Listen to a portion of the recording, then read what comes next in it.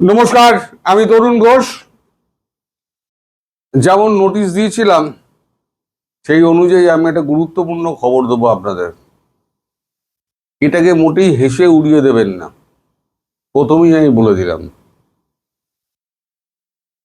যে অনেকদিন ধরে এই খবর শোনা যাচ্ছে, এবারও একটা খবর আমি পেলাম।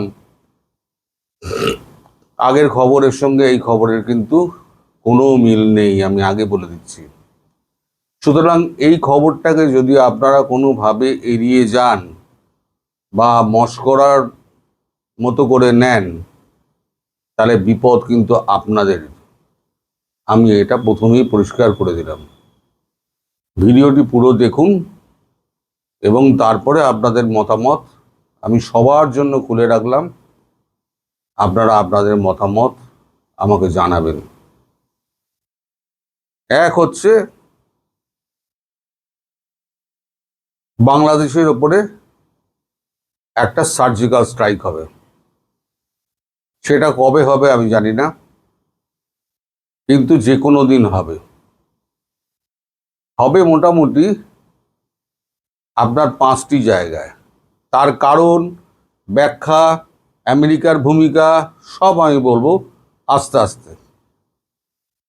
এই জায়গাগুলো হলো: 1 রংপুর, 2 হচ্ছে সিলেট এবং 3 হচ্ছে চট্টগ্রাম। এই যে সার্জিক্যাল স্ট্রাইকটা হবে, এই সার্জিক্যাল স্ট্রাইকটা কিন্তু সম্পূর্ণ প্রিসিশন স্ট্রাইক হবে, যেটা পাকিস্তানের ক্ষেত্রে হয়েছিল। লস্করে তৈবার এবং আরও যে সমস্ত সংগঠনগুলো যাদের ওখানে ক্যাম্প ছিল, সন্ত্রাসবাদীদের ক্যাম্প ছিল, সেখানে যেরকমভাবে মারা হয়েছিল, এখানেও সে একইভাবে মারা হবে। এখন এই 3টে অঞ্চল কেন? এই রংপুরে আপনার 2টো টেরোরিস্ট ক্যাম্প হয়েছে, সিলেটে হচ্ছে আপনার 3টে, তাহলে 2টো আর 3টে 5টা, আর চট্টগ্রামে হচ্ছে 2টো, তাহলে 5 3 দিয়ে 5 আর দিয়ে 7। এই 7টি জায়গায় আপনার এয়ার স্ট্রাইক হবে, সার্জিক্যাল হবে। সাধারণ মানুষের যাতে কোনো ক্ষতিগ্রস্ত না হয় সাধারণ মানুষ, তার জন্য প্রিসিশন স্ট্রাইক যাকে বলে, যেটা পাকিস্তানের ক্ষেত্রে করা হয়েছিল, পুরো গুঁড়িয়ে দেওয়া হয়েছিল এবং সমস্ত সন্ত্রাসী মারা গিয়েছিল। বাংলাদেশের ক্ষেত্রেও তাই হবে।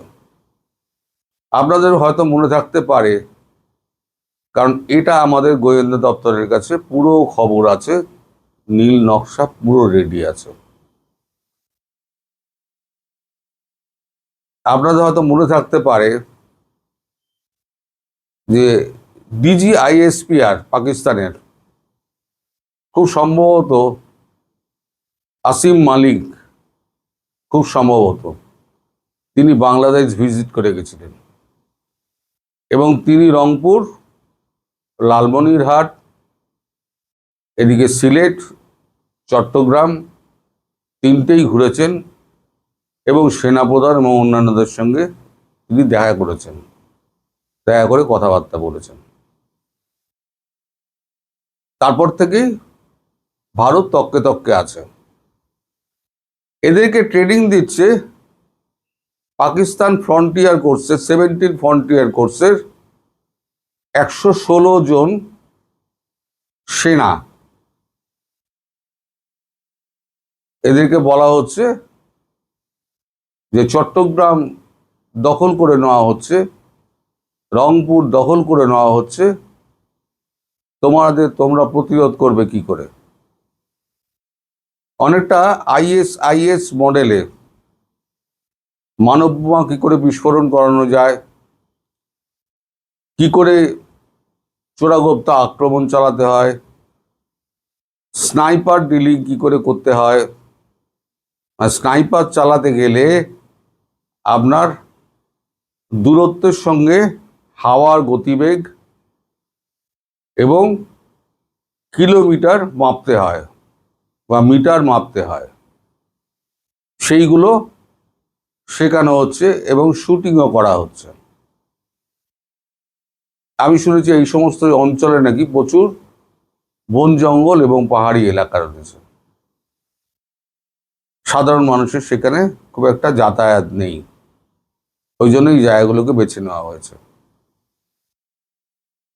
তো এই ক্যাম্প এখন সমস্ত ভর্তি চলছে। এক একটা ক্যাম্পে মোটামুটি আপনার 500 থেকে 550 ইয়ং ছেলেপিলে, যাদের মাথায় জেহাদি ঢুকিয়ে দেওয়া হয়েছে, মন্ত্র ঢুকিয়ে দেওয়া হয়েছে। বাংলাদেশে আপনাদের যাকে ছেড়ে দেওয়া হলো, আমি নামটা ভুলে গেলাম, ফাঁসির আসামি ছিল, যাকে ছেড়ে দেওয়া হলো, তিনিই হচ্ছেন মাস্টার মাইন্ড এবং তার সঙ্গেই এরা ISI এর সঙ্গে মূলত যোগাযোগটা হচ্ছে এবং সেনাপ্রধান সর্বতভাবে এতে সাহায্য করছে। আপনাদের মনে আছে ওয়েস্টিন হোটেলে CIA এর একজন এজেন্ট মারা যান। এখন CIA এর এজেন্ট মারা গেছেন, সেটা কি আমেরিকা জানতো না? জানতো,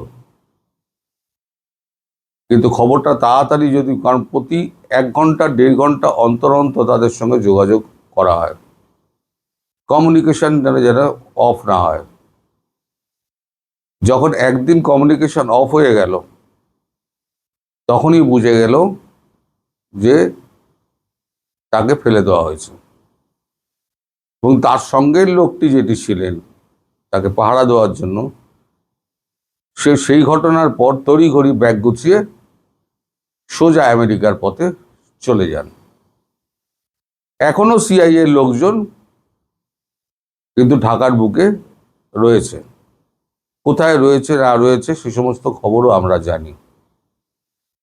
এই যে আপনারা দেখছেন যে সার্জিও গোর, তিনি গিয়ে আমাদের দীনেশ ত্রিবেদীর সঙ্গে দেখা করছেন, এখানে এসে বারবার কথা বলছেন, আসলে পুরো খেলাটাই খেলছে ডিপ স্টেট। এখানে কিন্তু ট্রাম্পের কোনো হাত নেই। প্রেসিডেন্ট হলে কি হবে? আসল হচ্ছে গিয়ে ডিপ স্টেট। এই ডিপ স্টেটের মধ্যে কারা রয়েছে? যারা arms lobby, tech lobby, medicine lobby, তারপর আপনার বিভিন্ন ধরুন MI6 এর লোক, কারণ ব্রিটেনে রাজ পরিবার চলে গেছে, কিন্তু রাজ পরিবারের একটা শাসনতন্ত্র কিন্তু এই ব্রিটেনের ওপর রয়ে গেছে। রাজার অনুমতি ছাড়া যতই পার্লামেন্টে বিল পাস হোক, রাজার অনুমতি ছাড়া করতে পারে না। সে MI6 তাদেরও কিছু রাজ পরিবারের লোক এর মধ্যে রয়েছে।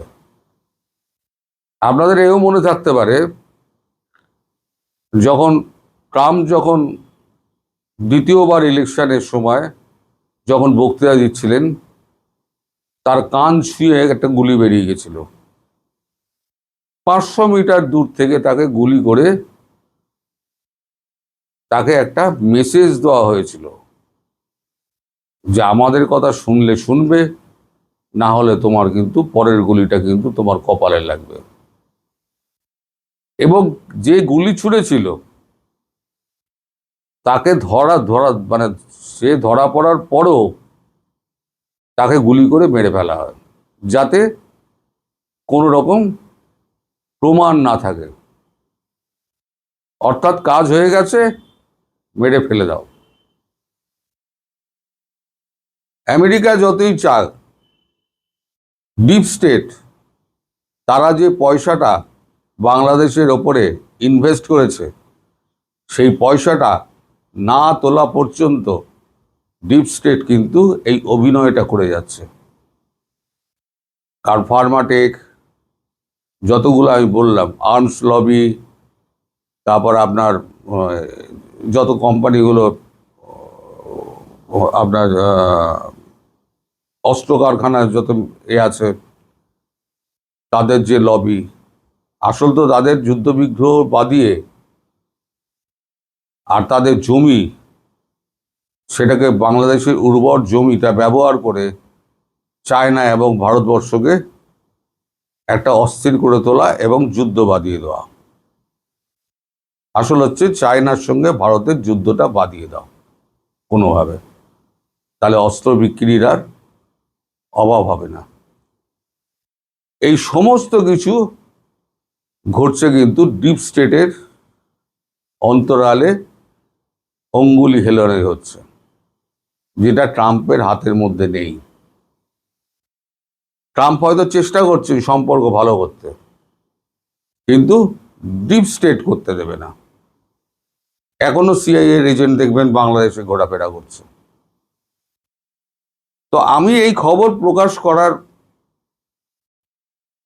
অর্থ সরে যেতে পারে, ওখান থেকে পাত্তারি গুটিয়ে অন্য কোথাও চলে যেতে পারে, কিন্তু আমাদের যে এজেন্সি আছে তারা প্রতি মুহূর্তে লক্ষ্য রাখছে ল্যাটিচিউড এবং লঙ্গিচিউডের ওপরে। যেখানেই সরাক সেখানেই তোকে মারতে পারবে। সুতরাং আপনারা যদি মনে করেন এই খবরটা কোনো উড়ো খবর, তাহলে পরে আপনারা কিন্তু বড় ভুল করবেন। এই কারণে আমি আজকে ওই নোটিশটা দিয়ে আমি বললাম যে এটা যেন বাংলাদেশবাসী কখনো না বোঝে, ভুল বোঝে যে তাদের বাংলাদেশকে ভারত আক্রমণ করেছে। আসলে তা নয়। পাকিস্তানকে কিন্তু আক্রমণ করা হয়নি। অপারেশন সিঁদুরে পাকিস্তানের যত জঙ্গি সংগঠনগুলো ছিল এবং পাকিস্তানের যত পরমাণু এই শক্তিধর যত সংরক্ষণ কেন্দ্র ছিল সেগুলোকে ধ্বংস করা হয়েছিল। রানওয়ে থেকে আরম্ভ করে সমস্ত কিছু ধ্বংস করে দেওয়া হয়েছিল, প্লেনও নষ্ট করে দেওয়া হয়েছিল। এখানে হয়তো সেটা হবে না বাংলাদেশে, কিন্তু বাংলাদেশে যে এয়ার স্ট্রাইকটা হবে সেটা হচ্ছে এই 2টো, 3টে 5টা, 2টো 7টা, আপাতত এই 7টির ওপরে গভীরভাবে নজর রাখছে আমাদের মিলিটারি ইন্টেলিজেন্স। ফলে আপনারা সাবধানে থাকবেন, যে কোনো দিন যে কোনো সময় এটা হতে পারে। এবার বুঝে নিন যে শেখ হাসিনাকে সাউথ ব্লকে কেন ডাকা হয়েছিল। তাকে ওয়ার রুমে নিয়ে গিয়ে সমস্ত ম্যাপ দেখিয়ে তাকে পরিষ্কার বলে দেওয়া হয়েছে এই এই এই এই ঘটতে যাচ্ছে আপনার দেশে। আমি আর কথা বাড়াবো না। সবাই ভালো থাকবেন, সুস্থ থাকবেন, সাবধানে থাকবেন। নমস্কার।